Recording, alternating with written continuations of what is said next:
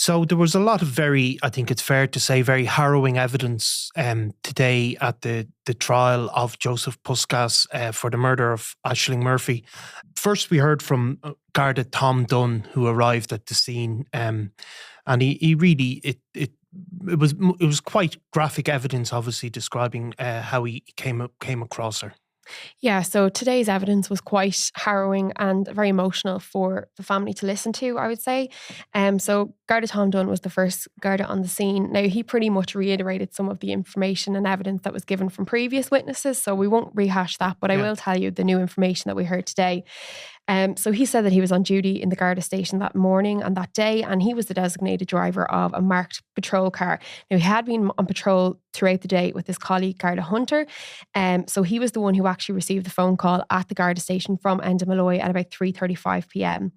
And we heard yesterday again that he was one of the cyclists that was flagged down for help by both Jenna Stack and Aoife Marin, the two women who came across the course of the assault. Enda Malloy told the Garda Dunn that there was a woman in the ditch and he'd asked him to come out and help.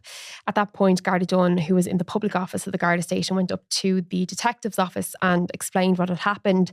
And some of the detectives that were there, they all got into 3 separate patrol cars, so 6 went in total out to the scene. And did it describe the timeline then, how quickly they were at the scene after the... Yeah, they did. So they said from the point that Garda Dunn got the phone call to actually arriving at the scene and seeing the body of Ashling Murphy would have been about 8 to 10 minutes. Yeah. So when they left the Garda station, they went down to the canal. All of Gardaí described how they had seen 3 women. There was a Jenna Stack, Aoife Marin and Emma Doyle, who was a third woman who we heard from this morning. But again, she just reiterated evidence that was heard yesterday from Gemma and Aoife. So they said that, he had met the 3 females before he got over Digby Bridge. And he described that the 3 of them were wearing exercising clothing and that they were all kind of very frantic, and they told him that there was somebody down at the ditch and they pointed him in the direction of the scene. Garda Dunn said that when he arrived there was an elderly couple with a small boy and there was 2 men wearing high-vis. These men were Enda Malloy and Janice Wilco, who we both heard from yesterday. And Garda Dunn, he describes how Ashling Murphy was still alive when he first came across her in the undergrowth near the canal. Yeah, so we heard that when he got down into the ditch, now we got more information about kind of the ditch, the height of the ditch and how far into the ditch she was. So it was about a 6-foot drop and she was about 7 feet in. And we heard that she was kind of very much stuck down into the briars. There was a track down to where the body was, but there was a lot of kind of brambles and thorns and the terrain was quite difficult and steep. He said that while he was still up on the pathway, he could see down, there was a woman in a jacket and leggings. But when he got down to the body, he could see that it was a female. Her face was covered in hair. Her hair was very, very matted, covered in blood, matted down to her face and covered in briars and sticks. When he got up close to the body, he saw that she was wearing a navy jacket that was zipped right up to her neck. She was wearing blue runners and there was a pink hat close nearby to her body. This has been described as a pink woolly bauble hat that she was seemingly wearing. At this point, he unzipped her jacket and began CPR and chest compressions, and he felt for a pulse. He shouted up to the Gardaí that were above. There was Garda Scahill and there was Garda Hunter who came along with him in the car. And Garda Scahill asked him if he could feel a pulse, and he said he wasn't sure that he could, but if there was, it was very faint. Yeah. But of course, Gardaí, they do receive very basic first aid training. So himself and Garda Hunter alternated between the 2 of them conducting CPR before the paramedics arrived. Yeah, and chest compressions, I think it was described. So that went on for 10 to 15 minutes. At one point, he said he did notice a necklace, was it, that her Ashling Murphy was wearing, obviously with her name on it. Yeah, that was quite heartbreaking to hear. That she was wearing this gold necklace with her name Ashling on it. He also described how she was wearing a gold-clad ring on one of her fingers, as well as he also described that she had blood on her hands. When he was conducting CPR, he said that he had found that there was a phone in her jacket pocket and keys in her pocket as well for a Seat car. One of the other Gardaí took those keys and found her car in a nearby car park, and he put it into the door to see if it was her car or not. He described it as a red 05 Seat. It was her car. He just locked it and left, but he just wanted to check and see where it was. And the Gardaí also gave evidence, did they, about what they were told by the witnesses at the scene, the women we heard from yesterday, the two joggers who came across the scene initially. There was evidence given about what they were told at the time. Yeah, so they were told at the time that, they had this woman had been attacked. The cyclists had described, had helped show them to where the body was laying. They had, had frantic kind of descriptions from the three women who had told them what had happened. Kind of, Jenna Stack actually knew two of the Gardaí who came in two separate vehicles. So not Garda Dunn, who was first on the scene, but the driver of the two subsequent vehicles that came along. And she had said to them, I'm the one who called it in. Yeah. The woman's down there. They described how they believed that somebody had been attacked. I mean, at this point, the Gardaí knew something quite serious had happened. They didn't know there was a fatality. They didn't know how serious it had been. And they were trying to just get to grips with what was happening at the scene. I mean, another part of the story that we heard today from another Garda, so Garda Shane Hunter, who was the second Garda on the scene with Garda Dunn, he had said that, while himself and Garda Dunn were alternating doing CPR, he also was having conversations on the pathway. So he was doing other stuff as well. So he told the two cyclists, Janice and Enda, to stay where they were. He wanted to speak to them. At this point, he also called for backup, and he noted as well that the woman was lying on her back with an elevated leg up against a tree stump or a branch. And he said that he noticed thin lacerations under her neck. And while he was doing CPR, while his colleague was doing CPR, the phone was passed out to him. And on that phone, he noticed that the screen time said 16:15 p.m. He had noted that there was kind of an activity open on the phone, whether it's through a Fitbit app or Garmin app or the running app, to say that she had been running and the clock had gone to 1 hour, 24 minutes and 20 seconds. But in this time, she had only done a distance of 3.2 kilometers. Okay. So between that, he also said that there was he's seen the bobble hat on the ground. There was some conversation about that. And he also noted that the Garda Technical Bureau arrived on scene at 7:10. Now, we did hear some brief evidence from the Garda technical team at the end of today's sitting, but it was very much only times and dates, the fact that the scene was being preserved, what he had seen, the fact that he attended the post-mortem and took handprints and fingerprints, and the fact that he tried to match these to a gate that was on the lock, but they were negative. And then he just stated that he handed these prints over to the exhibits officer. So it is very procedural. Yeah, they're always procedural, and they're always kind of read into the record just to make sure A leads to B leads to C from the prosecution's case. In the afternoon, we heard about the post-mortem details. So they were given obviously in great detail because they have to be in a court case describing the injuries she sustained. Obviously, even these moments are really difficult for the loved ones of people in these cases for obvious reasons, but they still obviously have to be done. Obviously we heard in the opening statements 2 days ago that that Ashling Murphy died as a result of stab wounds. There was further evidence given about that today. Yes, there was. So at the beginning of the cross-examination, so what happened was the prosecution basically led the witness, Dr. Sally Ann Collis, the state pathologist, through her evidence. Yeah. From the start of the post-mortem right to the very end, to the conclusion, she said that the conclusion was that she had died her cause of death was stab wounds to the neck. That was admitted into evidence yesterday by the prosecution and defence agreed that was a fact and that there was no need for the evidence to be given. However, due to other information which we will hear in the post-mortem report, that's why it still went ahead. So she said that it was stab wounds to the neck with no other contributing factors. That means she didn't have a heart problem or a lung problem or any other disease. She was also swabbed, we heard, for COVID-19. So none of that which was negative, but none of that kind of was bearing on why she died. Kind of rise in a criminal trial if somebody, for example, is hit and they subsequently die of a heart attack, and they can say, well, the punch maybe didn't kill them. But in this case, they're clearly laying out, accepted by both the prosecution and the defence, that the stab wounds ultimately led to, I think it was some sort of cardiac failure.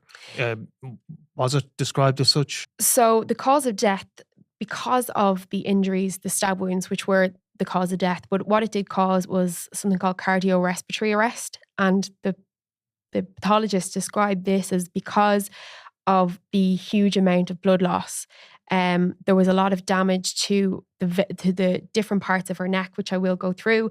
But it basically resulted in not having enough blood to go pump through her body and to the heart, which caused her death. Leads to catastrophic organ failure, effectively. So what else was detailed in this post-mortem then? So a lot of the time you will hear that the state pathologist, in cases you might hear that they have gone to the scene and been on scene. In this case, the state pathologist wasn't needed on scene. She wasn't requested to do so. She instead received photographs of the scene, and she had seen, now these photographs were not made available to the jury. They were just available to the investigators and obviously to the pathologist, so that she could see the body in situ. So she noted that there was sharp force injuries to the neck.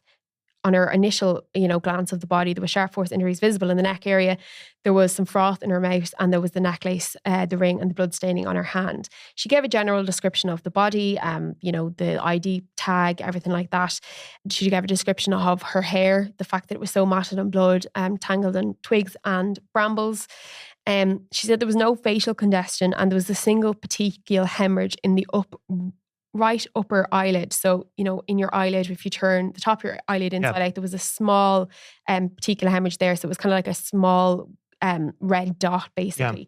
And there was no other injuries to her nose or her lips or her ears or anything like that. She did notice that there was some dirt in the lower back, and she noted as well that her genitalia was uninjured. She noted that her fingernails had some blood and dirt underneath. There was dirt on the back of one of her legs. There was some damage to the scarf she had around her neck.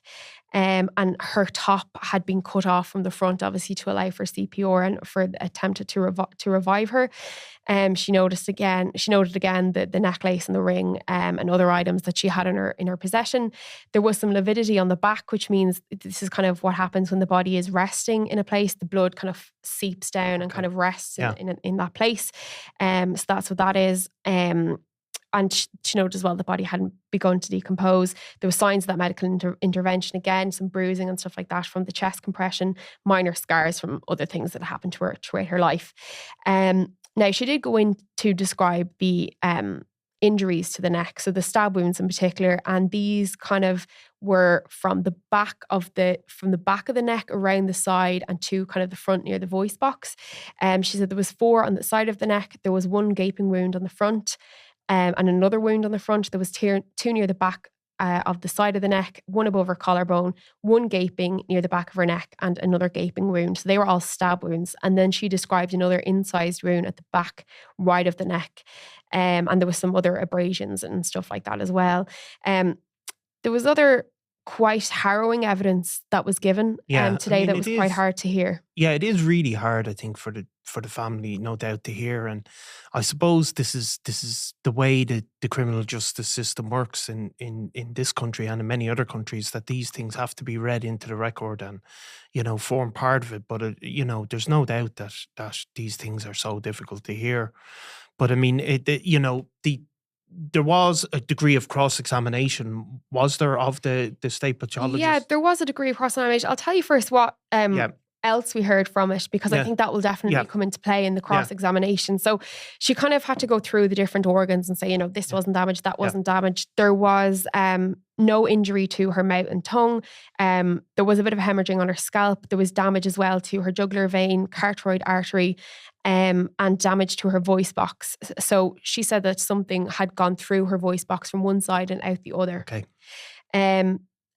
Unfortunately, there was really sad evidence that was given today that because of that injury to her voice box, because of the damage to the nerves around the voice box, it would have meant that she wouldn't have been able to scream or shout or say anything, make any kind of noises from her mouth. Yesterday we had heard that the women had thought that the suspect possibly had his hand over Ashling's mouth, and that's why they couldn't hear her making any noise. But today we heard that she wouldn't have been able to actually speak because of that damage. Okay, and that's obviously the the pathologist's evidence today. Obviously, Jozef Puska is charged with murder. He's denied murder. He's pled not guilty to murder. And so his defence will have cross-examined her then today. And what did they focus on in their questioning? So they focused mainly on their questioning about the positioning of the stab wounds. So with these stab wounds on the neck, there was also mention of there would have been defensive wounds on Ashling Murphy's hands, whereby there were kind of small flaps of skin. So it's kind of like, if you nick yourself with a knife, there's just a little bit of skin hanging over. So it's kind of like that. She described as if she was trying to put her hand up and defend the knife from her neck. During the cross-examination, the defence asked the state pathologist, in her opinion, if she thought, because the stab wounds were on the right side of the neck, if the stab wounds would have had to come from somebody using their left hand. And she said, yes, if somebody was standing right in front of Ashling Murphy and using their left hand, that was a possibility that it could have come from somebody with their left hand, to which the defence said, no more questions. At this point, the prosecution just wanted to reiterate again, They re-cross-examined. They said that they wanted to know if they knew, she couldn't say for certain that the stab wounds had been inflicted while somebody was standing in front of Ashling Murphy or not.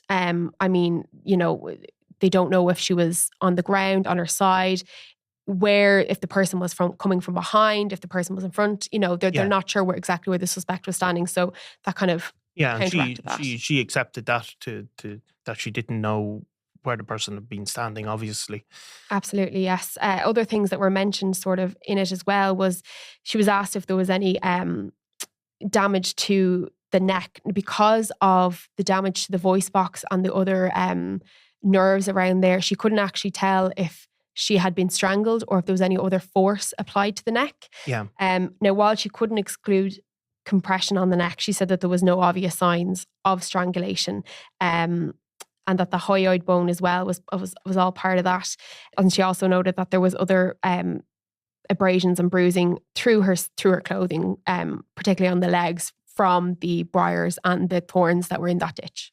So then the final witness was just Garda Gary MacDonald from the Technical Bureau, which you've already described, and he probably just described the scene as he came along, really, was it? Yeah, so he just described that he was called out to a suspicious death and arrived there at about 6:30 p.m.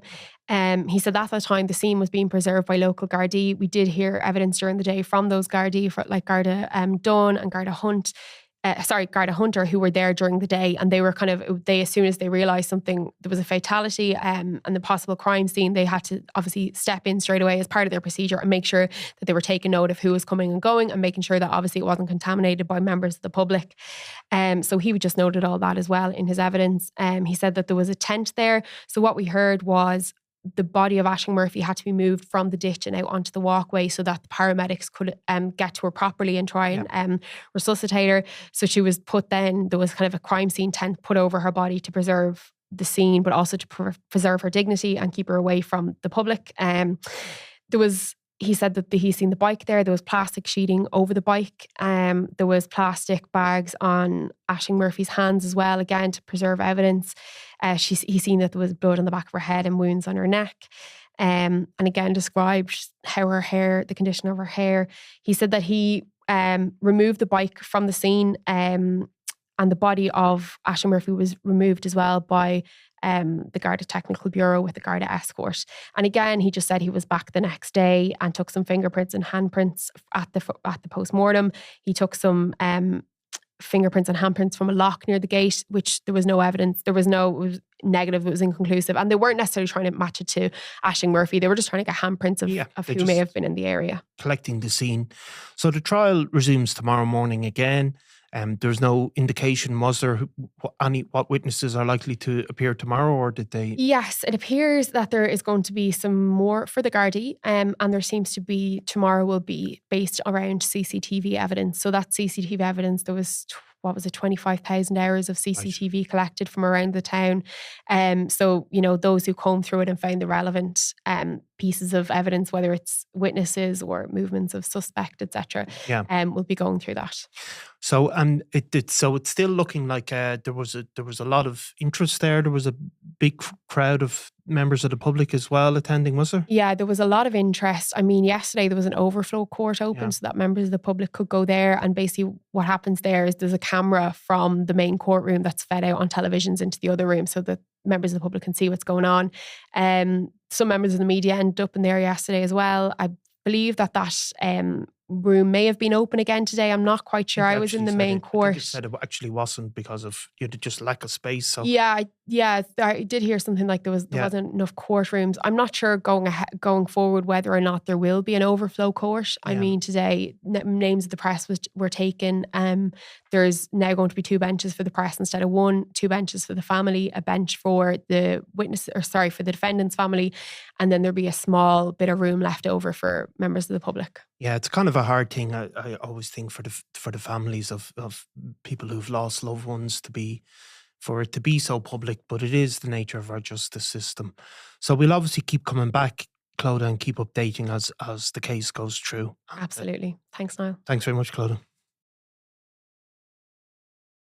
I'm Nicola Tallant and you're watching Crime World, a podcast about criminals, drugs and the underworld in Ireland and across the globe.